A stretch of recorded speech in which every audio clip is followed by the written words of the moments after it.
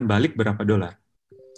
Dibandingkan dengan sektor yang lain, bahkan di luar kesehatan, ini contohnya, karena nilai return on investment-nya buat imunisasi itu $16. Jadi dengan spend $1, suatu negara itu akan dapat saving atau return-nya itu $16. Sedangkan kalau misalnya contohnya cardiovascular disease research, itu return on investment-nya hanya 1:5. Kemudian government bond, obligasi, itu juga return on investment-nya sangat kecil. Kemudian public infrastructure, preschool education, dan community health workers. Juga itu nilainya masih jauh di bawah imunisasi.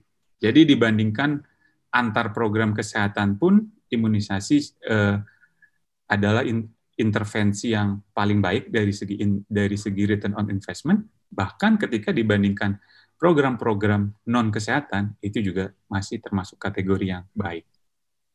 Nah, kemudian terkait dengan pandemi. Tentunya sebelum adanya pandemi itu kita sudah punya yang namanya program rutin, program imunisasi rutin. WHO dan UNICEF ini sudah mewanti-wanti bahwa pasti akan adanya terjadi decline atau penurunan cakupan terkait dengan program rutin karena adanya COVID-19. Nah, decline ini terjadi karena adanya disruptions. Di WHO sudah bilang bahwa akan terjadi decline terkait dengan cakupan imunisasi program rutin yang disebabkan oleh disruption dalam hal delivery dan uptake dari immunization service. Nanti akan dibahas di beberapa slide itu kira-kira apa yang menyebabkan disruption tersebut. Ya, jadi kembali lagi saya tekankan bahwa imunisasi merupakan intervensi yang termasuk kategori sangat-sangat baik dalam hal return on investment ketika dibandingkan dengan program-program yang lain. Oke, kebetulan studi saya fokusnya pada evaluasi secara ekonomi adanya vaksin-vaksin baru di Indonesia. Yang dimaksud vaksin baru di sini adalah vaksin yang sejauh ini belum masuk ke dalam program imunisasi nasional. Jadi kalau misalnya contohnya rotavirus itu untuk vaksin diare, Bapak Ibu kalau punya anak ingin divaksin rotavirus ya harus datang ke rumah sakit swasta, harus bayar karena belum masuk ke dalam program. Nah, jadi yang dimaksud dengan vaksin-vaksin baru di sini adalah vaksin yang belum masuk ke dalam program. Terkait dengan rotavirus dan hepatitis, ternyata ketika kita lakukan analisis, keduanya termasuk cost effective, bahkan termasuk kategorinya itu sangat-sangat cost effective buat diimplementasikan di Indonesia. Itu yang hepatitis, demikian juga yang rotavirus. Rotavirus itu sangat cost effective dengan nilai cost effectiveness itu jauh lebih bagus daripada hepatitis A. Ya, jadi sejalan dengan di slide sebelumnya bahwa imunisasi merupakan public health best buy. Karena di sini ketika kita coba lakukan pendekatan dengan matematik model, ketika program ini diintervensikan di Indonesia, baik rotavirus maupun hepatitis, itu akan sangat cost efektif dalam hal biaya per jumlah kasus yang bisa dicegah dan dalam hal biaya per skor utilitas yang bisa diperoleh karena adanya vaksin, maka kualitas hidup seseorang juga akan meningkat. Oke.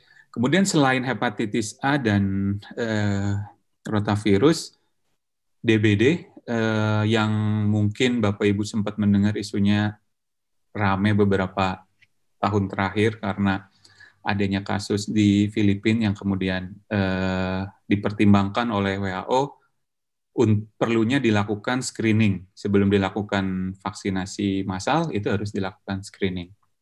Nah, bagaimana potensi vaksin DBD jika diterapkan di Indonesia? Kita juga sudah membuat studinya. Kita mulai dari membuat sebuah systematic review bagaimana kalau DBD ini diimplementasikan di negara-negara Asia Tenggara. Dan ternyata hasilnya dapat secara efektif menurunkan jumlah kasus DBD. Ya, mungkin di tengah pandemi COVID-19 sekarang, kita juga harus aware bahwa jumlah kasus di kita untuk yang DBD tahun ini sudah meningkat sangat pesat. Nah, Kemudian bagaimana terkait dengan effectiveness-nya jika diterapkan di Indonesia? Sama seperti tadi rotavirus dan hepatitis A.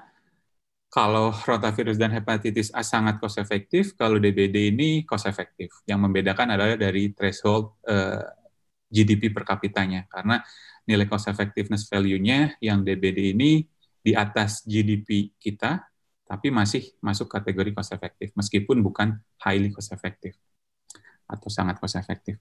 Oke, kemudian kembali lagi bagaimana cakupan program imunisasi rutin pada anak-anak sebelum terjadinya pandemi.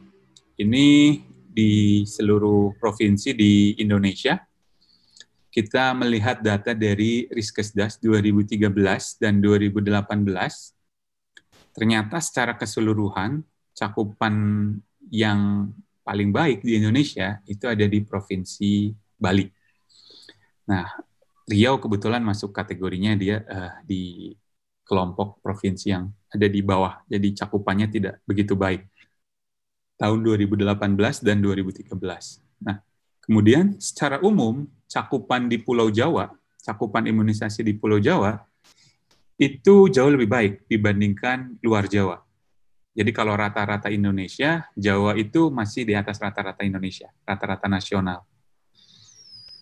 Ya, tapi secara garis besar memang dibandingkan data Riskesdas 2013 pada Riskesdas 2018 ini terjadi penurunan cakupan imunisasi di nasional.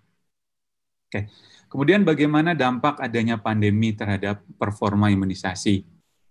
Ya, ini kita lihat sebelum pandemi terlebih dahulu dengan data yang lebih banyak. Jadi dari 2017, 2010, 2013, dan 2018.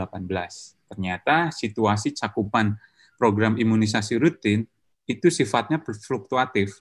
Jadi dari 2017 sampai 2013 itu sudah pada track yang cukup bagus, mengalami peningkatan, tapi kemudian di 2018 itu mengalami penurunan. Dari beberapa studi ternyata penyebab tren yang mulai menurun ini adanya vaksin hesitancy. Jadi penolakan di beberapa daerah, orang tua menolak anaknya untuk divaksin. Oke, kemudian bagaimana dampaknya jika adanya pandemi ini terhadap performa imunisasi? Kita di sini mencoba membuat sebuah estimasi bagaimana dampak terjadinya pandemi terhadap penurunan coverage. Kita di sini mengestimasi bahwa penurunan coverage terkait imunisasi rutin pada anak yang paling besar itu akan terjadi di Pulau Jawa. Jadi yang harus diwaspadai adalah ketika pada kondisi normal, data nasional menunjukkan cakupan program rutin paling baik di Jawa. Tapi ketika adanya pandemi, dampak yang paling besar karena epicenter dari pandemi ini ada di Jawa, maka dampak paling besar terhadap menurunnya cakupan imunisasi rutin itu juga ada di Pulau Jawa. Jadi kita membuat beberapa skenario cakupan rutin kita.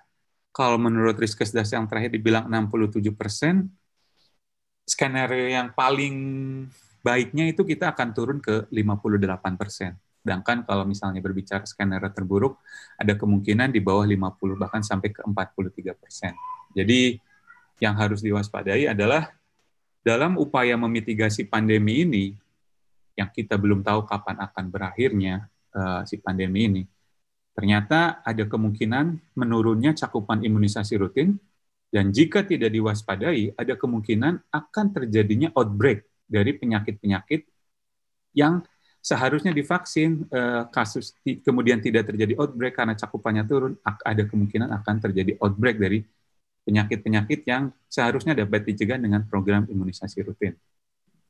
Oke. Kemudian ini secara spesifik, kalau tadi kita berbicara dampak pandemi terhadap coverage yang sudah hampir pasti akan mengalami penurunan yang sangat signifikan. Berikutnya kita berbicara tentang dampak pandemi terhadap supply dari vaksin itu sendiri. Tentunya adanya pandemik ini mempengaruhi vaksin supply. Ini report dari WHO, dari UNICEF. UNICEF menyatakan bahwa ini